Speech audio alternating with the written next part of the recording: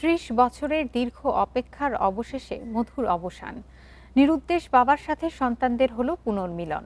জীবিকার খোঁজে মালয়েশিয়ায় গিয়ে পরিবারের সাথে যোগাযোগ বিচ্ছিন্ন হয়ে পড়েন শরীয়তপুরের নড়িয়ার আমির হোসেন তালুকদার। অবশেষে সামাজিক যোগাযোগ মাধ্যমে তার ভিডিও ছড়িয়ে পড়লে খোঁজ পান স্বজনরা। মঙ্গলবার রাত 12:10 বাটিক এয়ারের ফ্লাইটে মালয়েশিয়া থেকে ঢাকায় পৌঁছান আমির হোসেন। বাবাকে জড়িয়ে ধরে ছেলের এ কান্না দীর্ঘদিনের কষ্টের পর আনন্দশ্রু। বাবা আমির হোসেনকে আবার ফিরে পেয়েও যেন এখনো বিশ্বাস করতে পারছেন না দুই ছেলে রফিকুল ও শফিকুল।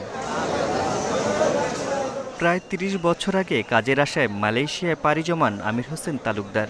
শুরুর দিকে প্রথম ৩ বছর পরিবারের সঙ্গে যোগাযোগ থাকলেও পরবর্তী দীর্ঘ ২৭ বছর মেলেনি কোনো খোঁজ। এই সময়ের মধ্যে ১৫ বছরই তার মানবেতর জীবন কেটেছে জঙ্গলে জঙ্গলে। তার ফিরে আসার আশাও যেন প্রায় শেষ হয়ে গিয়েছিল।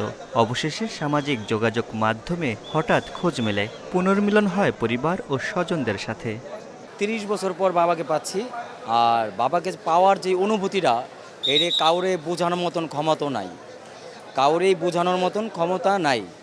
আসলে এটা যার হবে একান্ত সেই বুঝবো। খুব আনন্দিত, ভাবছিলাম তো বাবাকে হয়তো কখনো আর দেখবো না, কিন্তু ভাগ্যে আল্লাহ পাক রাখছে, তো তাই বাবাকে দেখতেছি, বাবার যত্ন করার সুযোগও পাবো।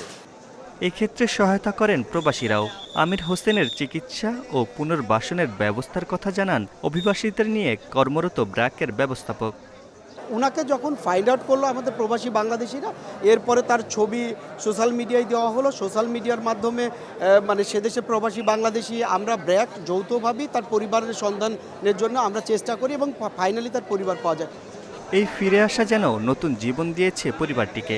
নতুন আশা নিয়ে নিজ গ্রামেই এবার বাকিটা জীবন কাটিয়ে দিতে চান আমির হোসেন। Mamunur Rahman, independent news, Dhaka.